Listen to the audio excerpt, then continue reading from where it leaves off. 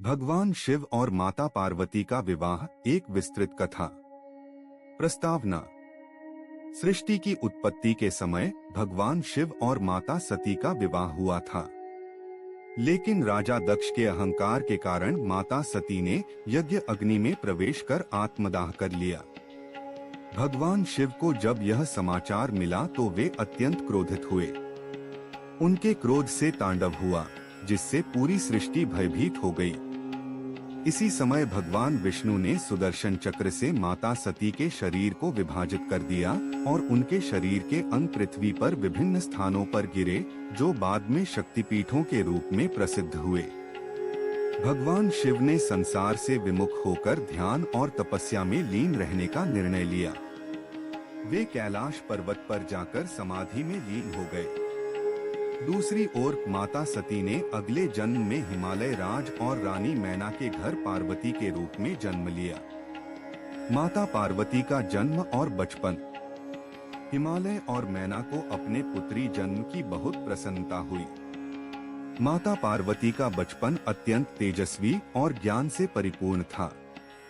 वे छोटी उम्र से ही शिवजी की आराधना में लीन रहने लगी।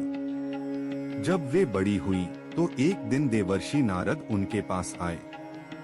नारद मुनि ने माता पार्वती की हथेली देखकर कहा, हे देवी, आपके भाग्य में महान योगी और तपस्वी भगवान शिव का संग लिखा है, लेकिन उन्हें प्राप्त करने के लिए आपको कठोर तपस्या करनी होगी। यह सुनकर माता पार्वती प्रसन्न हो गईं और उन्होंने संकल्प लिया कि वे केवल भगवान शिव को ही अपना पति बनाएंगी। माता पार्वती की कठोर तपस्या।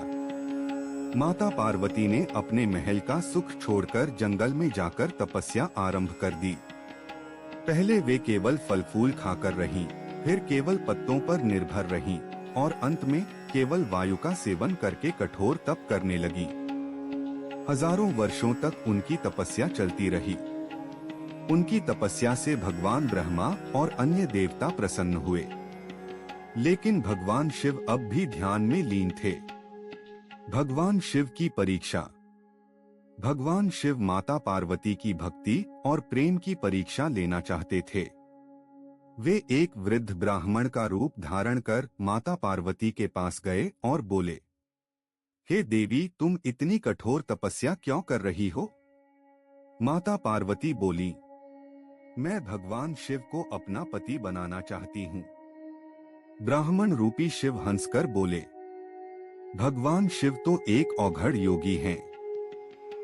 वे न तो किसी सुख संपत्ति में रुचि रखते हैं और न ही गृहस्थ जीवन में।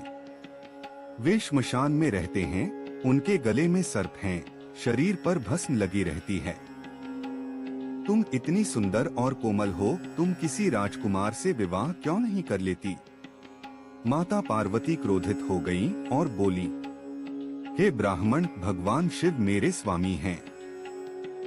उनके बिना मैं किसी और को स्वीकार नहीं करूंगी।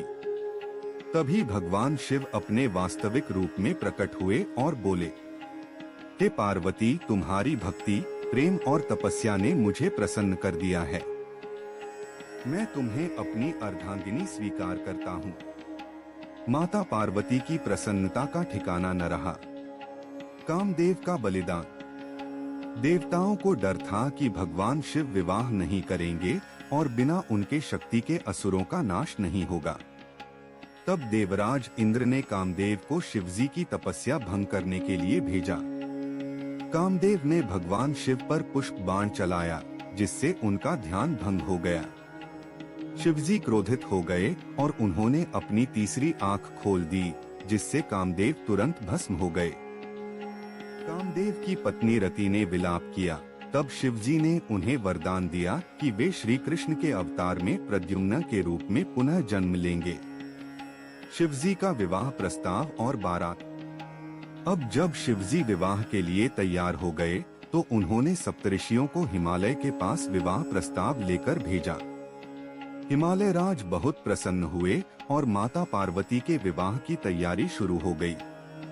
भगवान शिव की बारात अत्यंत विचित्र थी। भूत प्रेत, योगी, नाग, सिद्ध और अघोरी उनकी बारात में शामिल थे। वे अपने वाहन नंदी पर सवार होकर निकले। जब बारात हिमालय पहुंची तो माता पार्वती की सखियों ने डरकर कहा, हे देवी, यह कैसा वर चुना है आपने?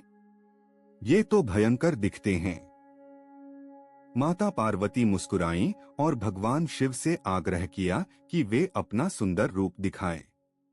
शिवजी ने तब सोमसुंदर रूप धारण किया, जिसे देखकर सभी मोहित हो गए। शिव पार्वती विवाह। समस्त देवताओं की उपस्थिति में भगवान शिव और माता पार्वती का विवाह संपन्न हुआ। सप्तऋषियों ने विवाह के मंत्र पढ़े और इस पवित्र विवाह के साक्षी स्वयं ब्रह्मा, विष्णु, इंद्र और समस्त देवगण बने। शिवजी ने माता पार्वती को अपने साथ कैलाश ले गए। वहां माता पार्वती ने शिवजी से गंगा के बारे में पूछा, जो उनकी जटा में थी।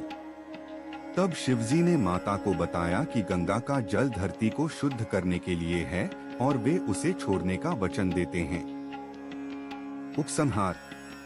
भगवान शिव और माता पार्वती का विवाह केवल प्रेम और भक्ति की कहानी नहीं, बल्कि त्याग, तपस्या और समर्पण का प्रतीक भी है। यह कथा हमें सिखाती है कि सच्चे प्रेम के लिए धैर्य, तप और विश्वास की आवश्यकता होती है।